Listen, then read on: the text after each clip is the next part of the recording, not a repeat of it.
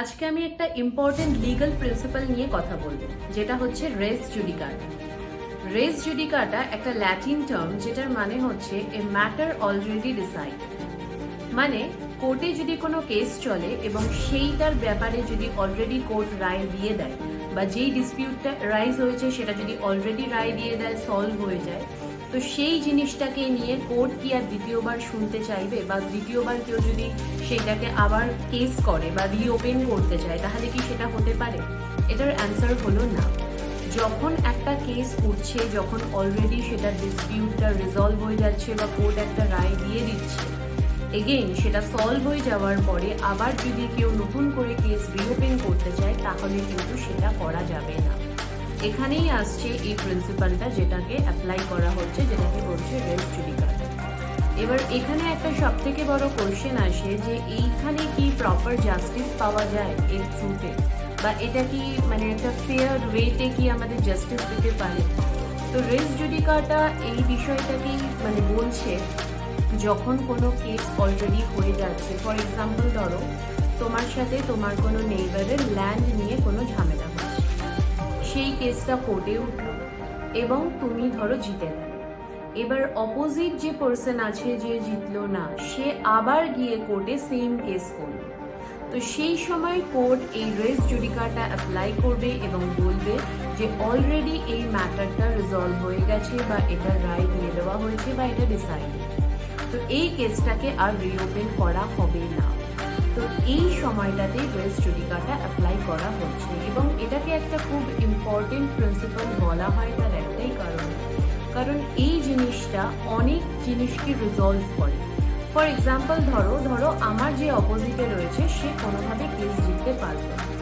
এবার সে একবার, দুবার, তিনবার, সে বারবার করে যদি কেস হারতে থাকে, বা সে যদি বারবার করে একই কেস কোর্টের কাছে নিয়ে যেতে থাকে, প্রথম কথা হচ্ছে এটা একটা সময় নষ্ট, এবং জুডিশিয়াল সিস্টেমের সেই পুরো টাইমটাকে নষ্ট করা, বা একই কেস যদি বারবার হতে থাকে, এটা একটা এন্ডলেস মোমেন্ট হয়ে যায়, যেটার কোনো শেষ হবে না। সে যতবার ইচ্ছা ততবার তাহলে কেস করে যাবে। তো এটা তো কোনো সলিউশন হতে পারে না, বা এটা তো কোনো সলভ হতে পারে না। তো এই জন্য কোর্টের সময়কেও দাম দেওয়া উচিত, বা কোর্টের সময়কে দাম দেওয়া হয়, বা জুডিশিয়াল সিস্টেমের যারা জাজেস রয়েছে তাদের অনেক ইম্পর্টেন্ট কেস আছে। ধরো একটা পুরনো জিনিস নিয়ে বারবার কেস হয়ে যাচ্ছে, কিন্তু কোনো ধরো নতুন কেস হয়তো সেটা খুব ইম্পর্টেন্ট, বা রিসেন্ট কিছু হয়েছে, ইমিডিয়েট সেটা কোর্টে মানে প্রডিউস করা খুব বেশি দরকার। তো এই সিনারিওগুলোতে মানে ফার্স্ট হচ্ছে একটা লিটিগেশন যখন হচ্ছে, সেটা যাতে প্রপার ওয়েতে শেষ হয়। অ্যাটলিস্ট প্রত্যেকটা লিগাল ডিসপিউটের একটা এন্ড পয়েন্ট থাকে, সেই এন্ড পয়েন্টটা যাতে স্মুথলি শেষ হয়, এবং জুডিশিয়াল সিস্টেমে বা কোর্টে যাতে কোনো রকমভাবে সময় নষ্ট না হয়, এবং বারবার যাতে একই কেস অযথা অকারণে লিটিগেশন না হয়। এই জন্য এবার এটাকে যদি ক্রিটিক্যালি অ্যানালাইসিস কেউ করতে যায়, তাহলে বলা হতে পারে, মানে তাহলে ক্রিটিক্যালি অ্যানালাইসিসের দিক থেকে ধরা হতে পারে হয়তো সঠিক জাস্টিস পেল না, বা সেই সময় যে সময় কেসটা চলেছিল সেই সময় হয়তো কোনোভাবে যে অপোজিট সাইড যে হেরে গেছে তার কাছে প্রপার এভিডেন্স ছিল না, নতুন কোনো এভিডেন্স উঠে এসেছে, বা সে হয়তো সত্যি জাস্টিস ঠিকঠাক পায়নি, সে হয়তো যোগ্য ছিল পাওয়ার। তো এইরকম সিনারিওগুলো মানে হতে পারে।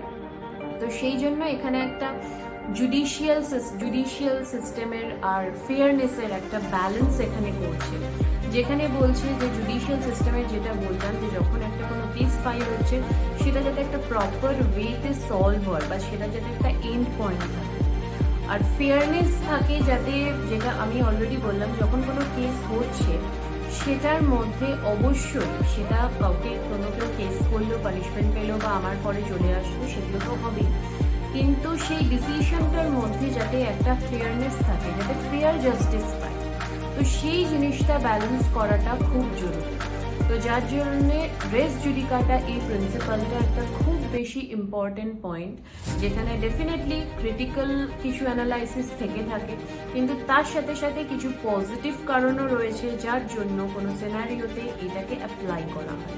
তো আশা করি তোমাদের ভিডিওটা ভালো লেগেছে। অপেক্ষা করো আমার পরের ভিডিওর জন্য। Thank you.